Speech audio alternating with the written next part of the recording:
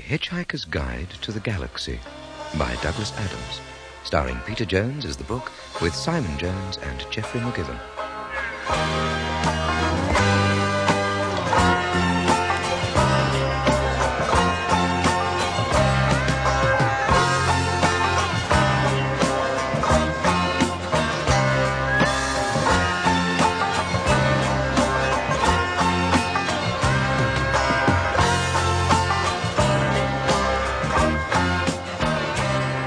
This is the story of the Hitchhiker's Guide to the Galaxy, perhaps the most remarkable, certainly the most successful book ever to come out of the great publishing corporations of Ursa Minor.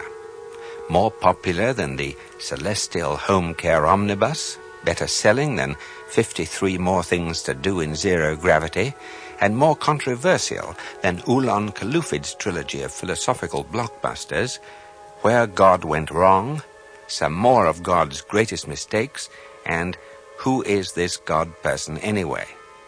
And in many of the more relaxed civilizations on the outer eastern rim of the galaxy, the Hitchhiker's Guide has already supplanted the great Encyclopædia Galactica as the standard repository of all knowledge and wisdom, because although it has many omissions, contains much that is apocryphal, or at least wildly inaccurate, it scores over the older, more pedestrian work in two important ways.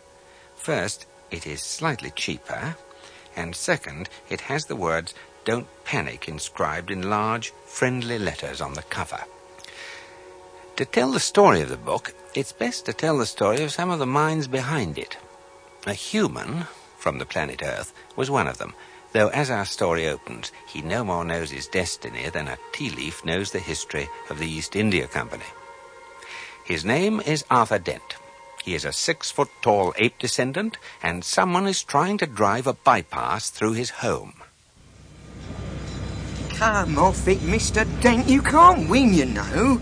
Look, there's no point in lying down in the path of progress. I've gone off the idea of progress. It's overrated. But you must realise that you can't lie in front of the bulldozers indefinitely. I'm game. We'll see who rusts first. I'm afraid you're going to have to accept it. This bypass has got to be built, and it is going to be built. Nothing you can say or do... Why has it got to be built? What do you mean, why has it got to be built? It is a bypass. You've got to build bypasses. Didn't anyone consider the alternatives? There aren't any alternatives, but you are quite entitled to make any suggestions or protests at the appropriate time. Appropriate time? Yes. The first I knew about it was when a workman arrived at the door yesterday. Oh. I asked him if he'd come to clean the windows, and he said he'd come to demolish the house. He didn't tell me straight away, of course. Oh, no. First he wiped a couple of windows and charged me $5. Then he told me. But, Mr. Dent, the plans have been available in the planning office for the last 9 months. Yes, I went round to find them yesterday afternoon. You hadn't exactly gone out of your way to call much attention to them, had you? I mean, like actually telling anybody or anything? The plans were on display. And how many average members of the public are in the habit of casually dropping around at the local planning office of an evening? It's not exactly a noted social venue, is it? And even if you had popped in on the off chance that some raving bureaucrat wanted to knock your house down, the plans weren't immediately obvious to the eye, were they? That depends where you were looking. I eventually had to go down to the cellar. That's the display department. With a torch. The lights had probably gone. So had the stairs. Well, you found the notice, didn't you? Yes. It was on display in the bottom of a locked filing cabinet, stuck in a disused lavatory with a sign on the door saying, "Beware of the leopard." Ever thought of going into advertising?